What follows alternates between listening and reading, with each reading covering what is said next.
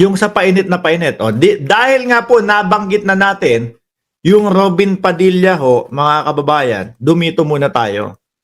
Binanatan ni Trillanes si Robin Padilla, yung #1 senator, mga kababayan. Kapag ka ho nabanggit nyo about yung #1 senator ho ha, lagi nyong susundan ng pagpapaliwanag. #1 senator yang si Robin Padilla kasi nanguna sa boto. Kaya lang, inayawan nung sambayan ng Pilipino, inayawan nung mga bumoto sa kanya, nung naluklok na, hindi pala marunong maggobyerno. hindi pala marunong ng pagkasenador o maging senador.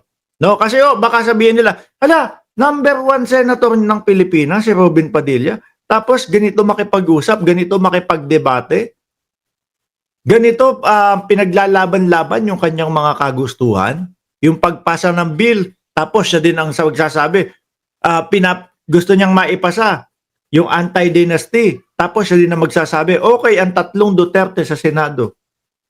O hindi mo alam kung ano talaga eh. Diba? Shiro Kansaki at M. Suzuki at Maki Chaos Kwan.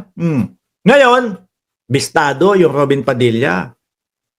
Bumabanat dati yan ha, kay dating Senador Trillanes. Ngayon, ano ang sabi ni Trillanes? Sabi niya dito, para sa kaalaman mo, Robin, ilang beses akong nagpatrolya. Tungkol ito sa West Philippine Sea. Kasi si Robin Padilla ho, mga kababayan, ang ine-ebas niyan, ang sinasabi niyan is, idolo niya, si Andres Bonifacio. Hinahangaan niya si Andres Bonifacio, mga kababayan. Robin Padilla. Yan ang idol niyang bayani. Kaya nga ho, kapag ka nagpupuporma ho sa Senado, kala mo Andres Bonifacio eh. Pero yung puso at utak at sarili, parang hindi Andres Bonifacio. Yung Andres Bonifacio, nakakilala ko na bayani po natin, One Squad Forever. Yung Andres Bonifacio, gulok ang dala, itak lang ang dala. Lumalaban sa mga replay. Sabi doon sa TikTok, may nagko-comment doon sa TikTok, sabi doon, basta Duterte, 30 daw, 30 years malamang, diyan sa Oblo. Sabi, basta DDS, 30. 30 years, diyan sa Oblo. Robin Padilla, pinipilit mo maging Andres Bonifacio. Pero kapag katungkol na sa China, ay hindi po natin kakayanin yan. Kulang po ang ating mga kagamitan. Yung tipo ho bang yung itlog parang hinatak ng pagganon, umatras na, ayaw na? Di ba? Pagkausaping China ho, parang isinusuong daw ng ating Pangulo sa digmaan ng ating bayan. Diskarte lang yan. Di ba pambansang nanay survivors? Diskarte lang yan. Tingnan nyo mga kababayan, nakakaporma ba ang China? Nilagyan ng 2 mas matinding depensa ang Pilipinas. Pinapaalis ng China. Inalis ba ni Pangulong Bongbong Marcos? Hindi. Mananatili dyan yan. Ibig sabihin, pumapalag. Hindi yung sumusunod o sunod-sunuran lang kagaya ng dating Pangulo. Di ba? Robin, makinig ka daw kay Antonio Trillanes na dating senador, na ikaw ngayon ay senador.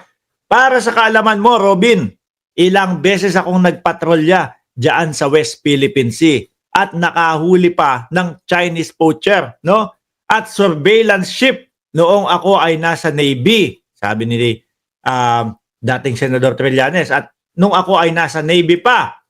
Ngayon, habang kayo ng amo mong si Duterte, hindi pala kayo nag-ROTC eh. Sinasabi ng dating Senador Trillanes, habang kayo ng amo mong si Duterte ay kahit ROTC ay hindi nyo naranasan. Puro lang kayo yabang. Akala ho nung Binoy kasi, mga kababayan, yung asta niyang ganun, gaganon-ganon, okay na ho yun. Yung gaganon-ganon sa Senado, okay na ho. Abay, hindi ho pwede yun. Bumabayad ang sambayan ng Pilipino ng mga sweldo nila. Tapos, nonong-ganong lang, gaganong-ganon lang sa Senado.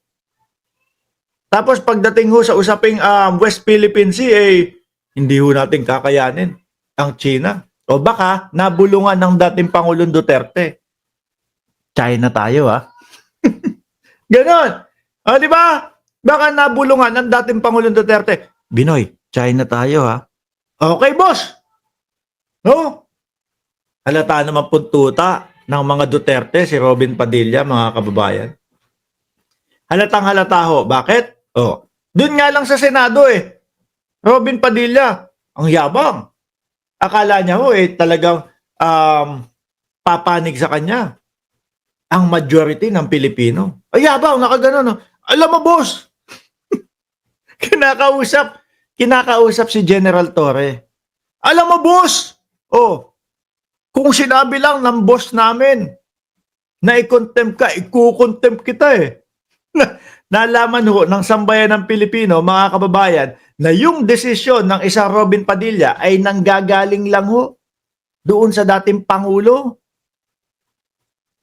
Biruin mo ho, nagsenador, tapos sasabihin, alam mo, boss, kung sinabi lang nung boss namin na i-contempt ka, i-contempt na kita. Ano yun? Kahit walang ka-contempt kay General Torre, i-contempt mo kasi sinabi ng dating Pangulo. Di ba, Ma'am Lynn Hirakawa? Mahina kang senador na ganun. Di ba? Bopuls ka kung ganun. At ang lakas pa ng loob, mga kababayan, na sabihin sa atin, ipangalanda ka sa atin. Sabi ng boss namin, alam mo, kung sinabi lang ng boss namin, na i-contempt ka, i-contempt kita At yung hearing na ho na yun, mga boss chief sir, wala naman ho yun Kumbaga, paikot lang ho nila yun sa mga DDS. Pang-uto lang ho nila yun sa mga DDS, mga kababayan. Bakit ko nasabi yan? Na pang-uto lang nila yun sa mga DDS. Kasi mga bossing, pinipilit nila na ipamukha sa mga DDS na yung mga hearing na yon, yung mga bring him home nila, yung 10 senador na ang tawag nila sa sarili nila, Duterte-uten. Duterte-uten. Paulit-ulit, bring him home. Itinatatak nila sa ulo nitong mga DDS na to na maiuuwi ang dating Pangulong Duterte kapag nanalo yung Duterte-uten plus tubol. Sabi nung nag-comment doon no isang araw. Kasi, Duterte-uten, di ba? 10. Tapos kailangan kayo na daw ang bahala doon sa dalawa. Kung si Amy Marcos o kung sino pa. O kung si Villar ang iboboto. Pang-uto lang ho nila yan. Mga bossing. Madaming nauuto.